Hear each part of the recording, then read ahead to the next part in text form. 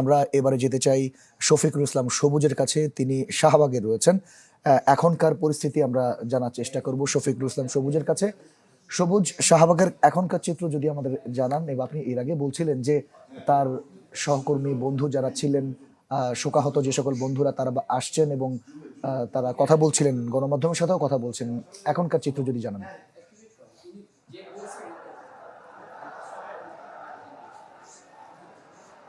এখনকার চিত্র হচ্ছে, সময় যত গড়াচ্ছে শাহবাগ মোড়ে আন্দোলনরত শিক্ষার্থী, সাধারণ মানুষ, তাদের উপস্থিতি বাড়ছে। বিশেষ করে জুলাই আন্দোলনের সময় যারা রাজপথে ছিলেন, শরীফ ওসমান হাদী সহ অন্যান্য যারা ছিলেন,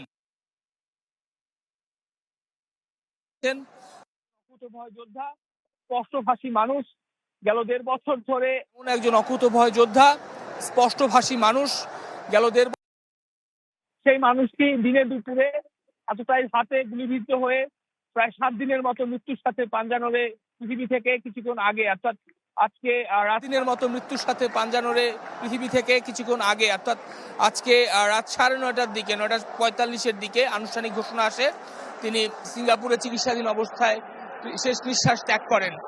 তো এই ঘটনা বা এই খবর আসার পরে কিন্তু সারা দেশ সহ বিশেষ করে ঢাকা বিশ্ববিদ্যালয় এবং শাহবাগে এই অঞ্চলে বিপুল বিক্ষোভ আমরা দেখছি।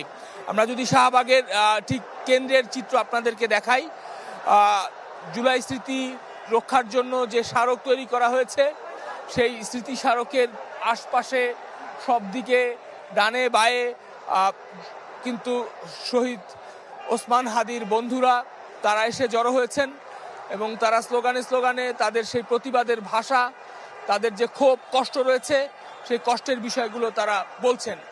এবং শরীফ ওসমান হাদীর যে আধিপত্যবাদের বিরুদ্ধে তার যে স্পষ্ট অবস্থান ছিল, সেই অবস্থানের বিষয়ে তারা আবার তুলে ধরছেন। বিশেষ করে তফসিল ঘোষণার পরে আসন্ন জাতীয় সংসদ নির্বাচনকে ঘিরে তারা বলছেন যে এমন এক বাংলাদেশকে তারা চাননি। সেই অবস্থার জন্য তারা আসলে ভীষণভাবে ক্ষুব্ধ।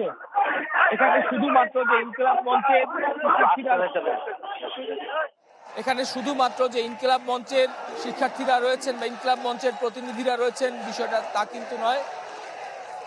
এখানে আমরা দেখছি যে শিক্ষার্থীরা আগুন জ্বালিয়ে বিক্ষোভ করছেন, তারা তাদের বক্তব্য দিচ্ছেন, বলছেন যে এক শরীফ ওসমান হাদী, লোকান্তরে লক্ষ হাদী, ঘরে ঘরে, এমন কথা তারা বলছেন। এবং তারা তাদের বক্তব্যে বলছেন যে আমরা সবাই হাদী হব। হাদী যে বাংলাদেশ গঠনের, যে বাংলাদেশ বিনির্মাণের কথা তার বক্তব্যে বলতেন, সেই বিনির্মাণ করার জন্য তারা বলিষ্ঠ অবস্থান এখানে তারা তাদের বক্তব্যের মাধ্যমে দিচ্ছেন।